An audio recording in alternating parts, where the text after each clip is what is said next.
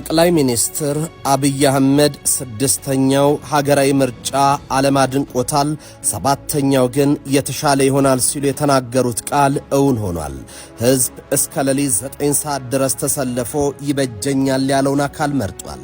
ከንጋት እስከ ንጋት ሰልፍ ላይ የቆመ ሕዝብ ከቀልሃ የምርጫ ካርዱን ከሰይፍ አፎቱ ይልቅ ኮረጆውን መምረጡን አሳይቷል። እናም ምርጫውን የኢትዮጵያ ሕዝብ አሸንፏል። ሕዝብ ሱዳን፣ ሊቢያ፣ ሶሪያ፣ የመንን ያፈራረሱ የተቀናጁ ውስጣዊና ዓለም አቀፋዊ ጥሪዎች አንድ አገሬን ለማንም ማሳልፍ ያልሰጥም በማለት ጆሮ ዳባ ልበስ ብሏቸዋል። የኢትዮጵያ ታሪካዊ ጠላቶች ሊያነብሩት የሻቱትን የትርምስ መንግስት የሆነውን የሽግግር መንግስት አይናቸውን አልይ ብሎ አባሯቸዋልም። ምርጫውን ከምርጫነት ባሻገር የሚያደርጉትም ህዝቡ ከንጋት እስከ ንጋት በረዣዥም ሰልፎች ምርጫን አካሂዷል። እውነቱ ለ5 ዓመት የሚቆይ መንግስትን ከመሰየም በላይ ሀገር ለማጽናት ለዲሞክራሲያዊ የስልጣን ሽግግር እንጂ የሺ መንግስት ለሆነው ለሽግሽግ መንግስትም ሆነ ለሸብሩ አደሮች ድምፅንም ጆሮንም ያለመስጠት ውሳኔ ነው። ከዚህ ባሻገር ኢትዮጵያን ድምፃቸውን በነቂስ ወጥተው ያሰሙበት 7ኛው ዙር ሀገራዊ ቅድመ ምርጫ ሂደቱ የድምፅ አሰጣጡም ሆነ ድህረ ምርጫው በኢትዮጵያ የምርጫ ታሪክ ላይ አዲስ ክስተት መሆኑን ታዛቢዎች መስክረዋል። ግንቦት 24 ቀን የተካሄደው 7ኛው ሀገራዊ ምርጫ በኢትዮጵያ የፖለቲካ ሰማይ ላይ አዲስ የዲሞክራሲ ጎህ የቀደደበት ብሩህ የታሪክ ምዕራፍ ነው። ኢትዮጵያ በተደራረቡ ውስብስብ ፈተናዎችና የፖለቲካ ማዕበሎች ውስጥ ብታልፍም የዲሞክራሲን እርሾ ከማብኳት ወደ ኋላ ለማለቷን በተግባር ያረጋገጠችበት ይህ ልዩ ክስተት የነገዋን ኢትዮጵያ የተቋማት ግንባታና የህዝብ ለስርዓተ መንግስት የሰጠውን ይሁንታ ለአብሮነት የተቸረን የተስፋ ብርሃን ቁልጭ አድርጎ የሚያሳይ ሕያው ምስክር ሆኗል። የምርጫ ኢትዮጵያ የራሷን ዕድል በራሱ የመወሰን ሉዓላዊ መብቷን በአደባባይ ያስመሰከረችበትና በዲሞክራሲያዊ ሽግግር ጎዳና ላይ ወደ ኋላ የማይመለስ ጽኑ እርምጃ መራመዷን ለዓለም ያወጀችበት የድል አጥቢያ ነው።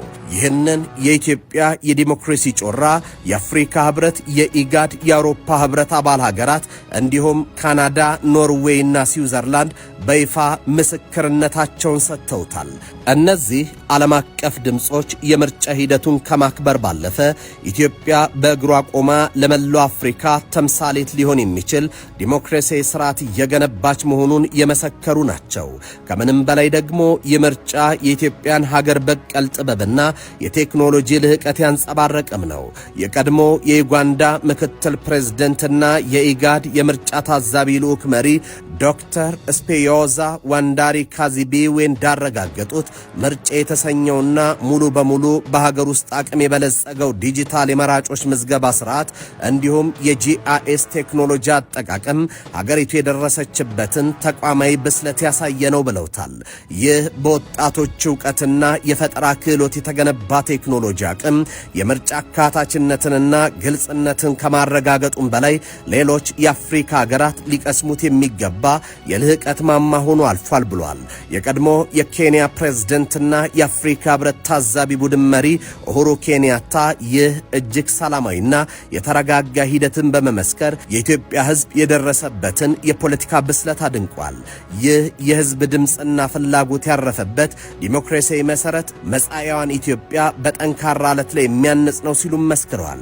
የአውሮፓ ህብረትን ጨምሮ ዓለም አቀፍ ማህበረሰብ የኢትዮጵያን ብሔራዊ ምርጫ ቦርድ ፖለቲካ ፓርቲዎችና የሲቪል ማህበራት ላበረከቱት አስተዋጽኦ ዕውቅና ሲሰጡ በጥቂት ምርጫ ጣቢያዎች ብቻ የተስተጓጎለው ምርጫም ወደፊት በሰላማዊ መንገድ እንደሚጠናቀቅ ያላቸውን እምነት ገልጿል። የቀድሞው የኬንያ ፕሬዝደንት ኡሁሩ ኬንያታ ባስተላለፉት መልእክትም እንዳሳሰቡት በታሪኳ ቀኝ ተገዝታ የማታውቀው የነጻነት ተምሳሌቷ ኢትዮጵያ ይህንን ታሪካዊ መደላድል በመጠቀም ለአፍሪካ ችግሮች አፍሪካዊ መፍትሄ በሚለው መርህ ልዩነቶቿን በውይይት ፈታ ወደ ላቀ ምዕራፍ መሸጋገር አለባት ሲሉ አሳስበዋል። እናም ይላሉ ተንታኞች 7ኛው ጠቅላላ ምርጫ የመራጮች ካርድ በሳጥን ውስጥ የገባበት ሂደት ብቻ ሳይሆን ኢትዮጵያውያን በብሔራዊ መግባባት ላይ የተመሰረተች የዜጎቿን ብልጽግና ያረጋገጠች ሉዓላዊነትና የዲሞክራሲ አሸናፊ የሆነች ታላቅ አገርን በጋራ ለመገንባት የሚያስችል የማይናወጥ ጽኑ መሰረት ይጣሉበት ውብ የታሪክ ጅማሩ ነው ብለውታል። ጤና ይስጥልኝ። ይህ ኢትዮ መልሕቅ ነው። መልሕቃችን ሰባተኛው ሀገራዊ ምርጫን በተመለከተ ታዛቢዎች ምን አሉ? ምርጫውስ እንዴት አለፈ የሚለውን እየቃኘን አብረናችሁን ቆያለን። አብራችሁን ቆዩ። The African Union stands for የአፍሪካ ህብረት ለዲሞክራሲያዊ መርሆች እንዲሁም ዜጎችና አህጉራችን የሚፈልጓቸውን መሪዎች በነጻነትና በግልጽነት መምረጥ ለሚችሉበት አቅም በጽኑ ይቆማል። በመሆኑም እዚህ እየታዘብነው ያለነው ስኬታማ የዲሞክራሲ ሂደት ደግሞ በአህጉሪቱ ላይ በከፍተኛ ድምጽ የሚያስተጋባና አዎንታዊ ተጽዕኖ የሚያሳርፍ እንዲሁም ከአፍሪካ እንዲወጣ የምንፈልገውን አይነት መልእክትም ለአፍሪካም ለዓለምም የሚያስተላልፍ ነው። ዲሞክራሲ ለኛ እጅግ በጣም አስፈላጊ ነው። እንደ አፍሪካውያን በመጀመሪያ ደረጃ አዲስ አበባ ዋና ከተማችን ናት። የአፍሪካ ዋና ከተማ እንደመሆኗ መጠንም በዚች ሀገር ውስጥ ዲሞክራሲ በተግባር ሲታይ ስርዓቱ ቀድሞውኑ መዘርጋቱንና ሌሎች የአፍሪካ ሀገራትም ይህንን ስርዓት በተግባር ማረጋገጥ እንዳለባቸው የሚያሳይ አርአያነት መሆኑን እንረዳለን። ምርጫው ከምርጫ ባሻገር ነው። ምርጫው በተደረገበት አውድም ለሀገር መንግስቱ የሀገር ግንባታ ሂደት ላይ የሚሰጠው ትርጉም እጅግ የተለየ ያደርገዋል።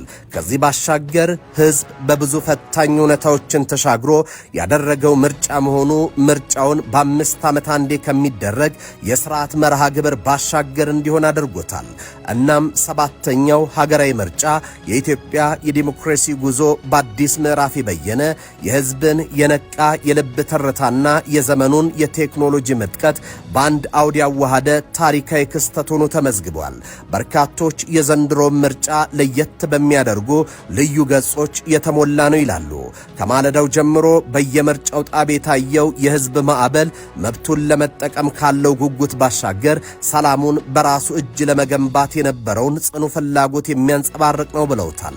በተለይም ወጣቱ ትውልድ በነቂስ ወጥቶ የሀገርን ሰላም ለመጠበቅ በፈጠረው አወንታዊ ንቅናቄና የሲቪክ ማህበራት ባደረጉት ያላሰለሰ ጥረት ምርጫው ከፖለቲካዊ ፉክክርነት አልፎ የሀገር ግንባታና የጋራ መግባባት በዓል እንዲመስል አድርጎታል።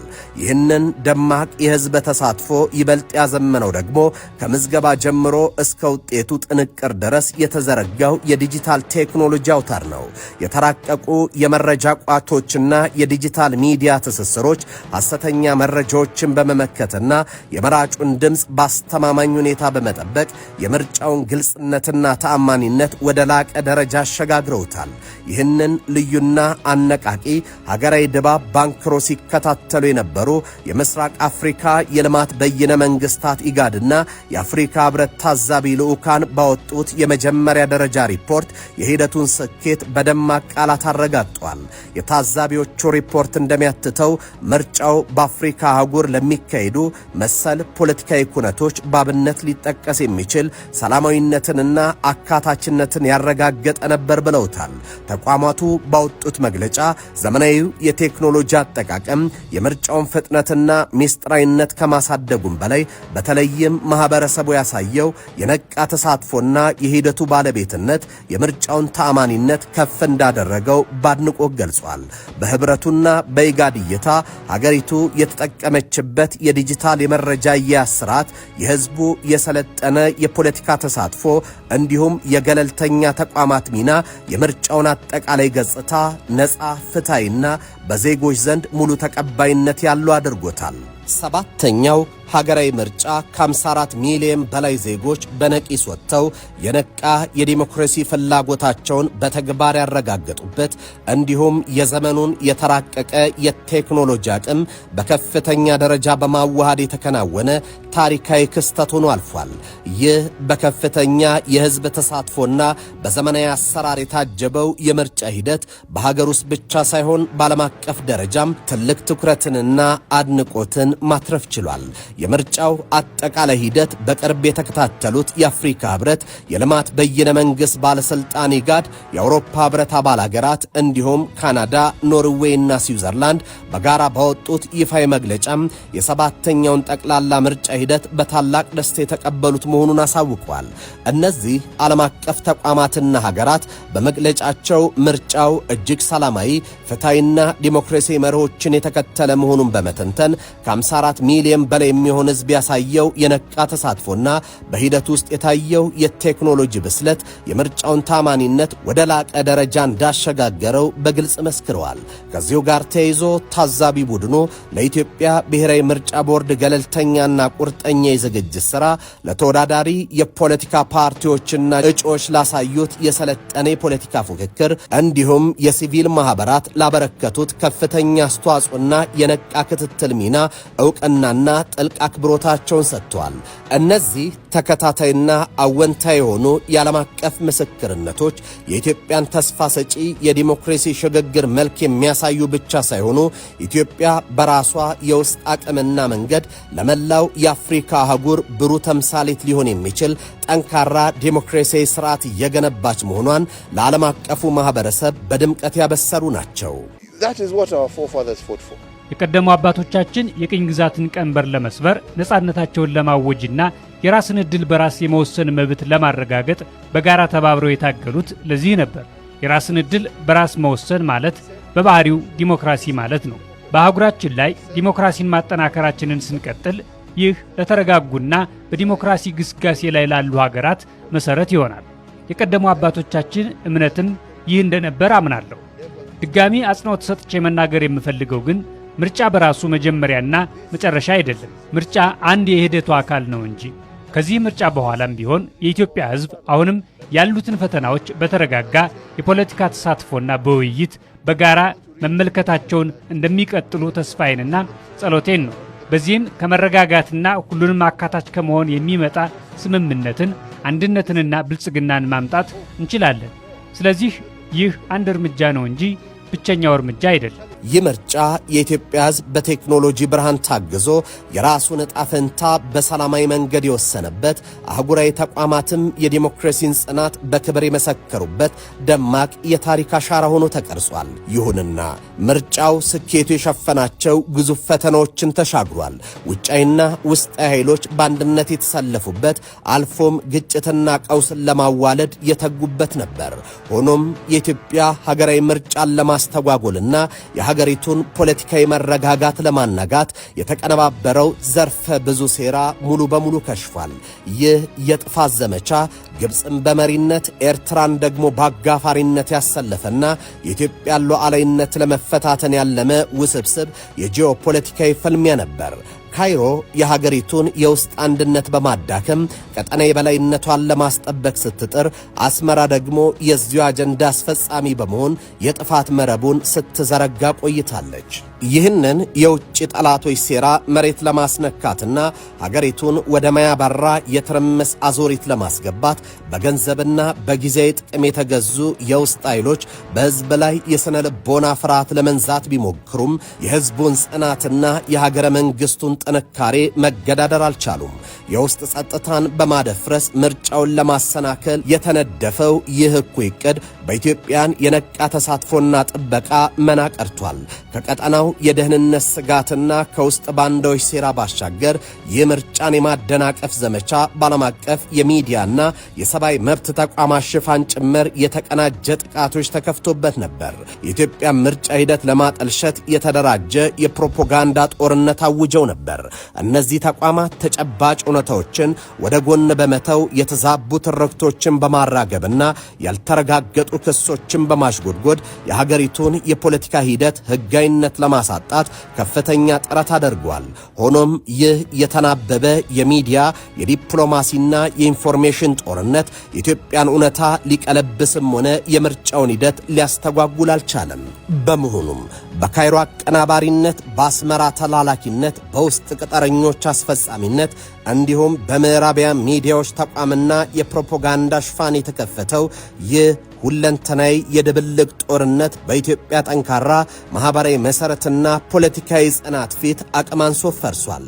ይህ ክስተት ኢትዮጵያ ከፊቷ የተደቀኑትን ውስብስብ ቀጠናዊና ዓለም አቀፋዊ የጂኦፖለቲካ ጫናዎችን ተቋቁማ የራሷን የውስጥ ዲሞክራሲያዊና ፖለቲካዊ ውሳኔዎች በራሷ አቅም የማስፈጸም ብቃቷን በተግባር ማረጋገጧን ነው።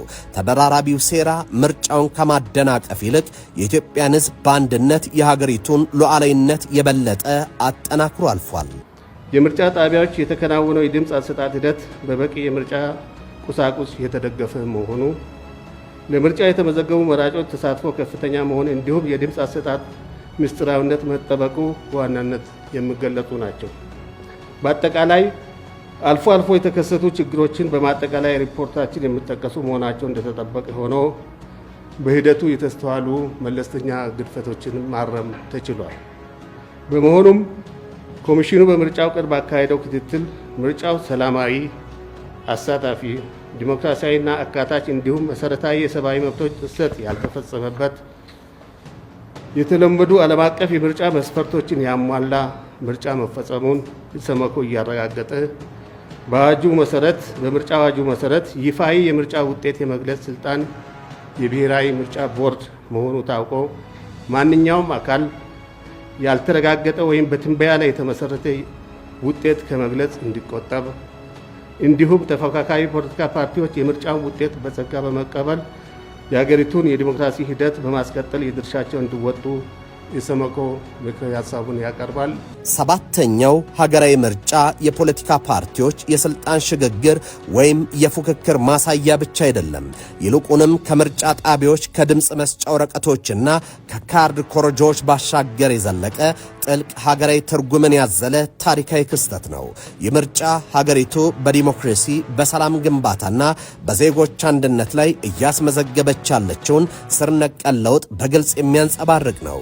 ህዝብ በነቂስ ወጥቶ ድምፁን ሲሰጥ በተለይም ወጣቱ ትውልድ ሂደቱን የሰላም ግንባታና የማህበረሰብ ንቅናቄ መድረክ አድርጎታል። ከዚህ የህዝብ ማዕበልና የሰላም ባለቤትነት ስሜት ባሻገር ይህ ሀገራዊ ምርጫ ሀገሪቱ የደረሰችበትን የዲጂታልና የቴክኖሎጂ አብዮት ቁልጭ አድርጎ ያሳየበት አጋጣሚ ነው። የተራቀቁ የመረጃ ቋቶች፣ የዲጂታል የመገናኛ ብዙሃን አጠቃቀሞችና ጥንቃቄ የተሞላበት የመራጮች ዳታ አያያዝ ሀገሪቱ ወደ ዘመናዊ የዲጂታል አስተዳደር እያደረገች ያለችውን የተሳካ ሽግግር ያመለክታል። የዜጎችን መረጃ ደህንነት በከፍተኛ ጥንቃቄ ከመጠበቅ አንስቶ የሐሰተኛ መረጃዎችንና የተዛቡ መረጃዎች ስርጭትን እስከ መከላከል የተሰሩት ዘመናዊ ቴክኖሎጂ ስራዎች ከተቋማዊ አቅም ግንባታ አኳያ እጅግ የላቁ ሆነው ታይቷል። የዲጂታል መድረኮችም መራጩ ህዝብ ትክክለኛ መረጃ አግኝቶ በነቂስ እንዲወጣ በማድረግ በኩል ትልቅ ድል አስመዝግበዋል። በተጨማሪም የዚህ ምርጫ ትሩፋት ከሀገር ውስጥ አልፎ ሰፊ የጂኦፖለቲካዊና ቀጠናዊ ትርጉም አለው። ይህ በሚሊዮኖች የሚቆጠር ህዝብ በሰላማዊ መንገድ ውሳኔውን ያሳለፈበት ሂደት ኢትዮጵያ በአፍሪካ ቀንድና በቀይ ባህር ቀጠና ያላትን የሰላም መረጋጋት ምሰሶነት እንዲሁም የባህር ላይ ስትራቴጂያዊ ተጽዕኖ ፈጣሪነት ዳግም ያረጋገጠ ነው። ጠንካራ የውስጥ ፖለቲካዊ አንድነትና የዳበረ የሲቪክ ባህል መገንባት የውጭ ፖሊሲን ስኬታማ ለማድረግና የረጅም ጊዜ ብሔራዊ ጥቅምን ለማረጋገጥ ወሳኝ መሰረት መሆኑን ይህ ምርጫ በግልጽ አሳይቷል። ሂደቱ የፖለቲካ ውድድር ማብቂያ ሳይሆን ዘመናዊ አሰራርን የተላበሰ የዲሞክራሲ እሴቱን ያሳደገ ሰላሙን በንቃት የሚጠብቅ ትውልድ የተፈጠረበት የነጓ ኢትዮጵያ ጽኑ የሀገር ግንባታ ምዕራፍ ነው። የተከበራችሁ የኢትዮ መልሕቅ ቤተሰቦች የዛሬው መልሕቃችን በዚህ ተጠናቋል። በቀጣይ በሌላ ምዕራፍ እስከምንገናኝ በያላችሁበት ሰናይ ጊዜ ሆነላችሁ።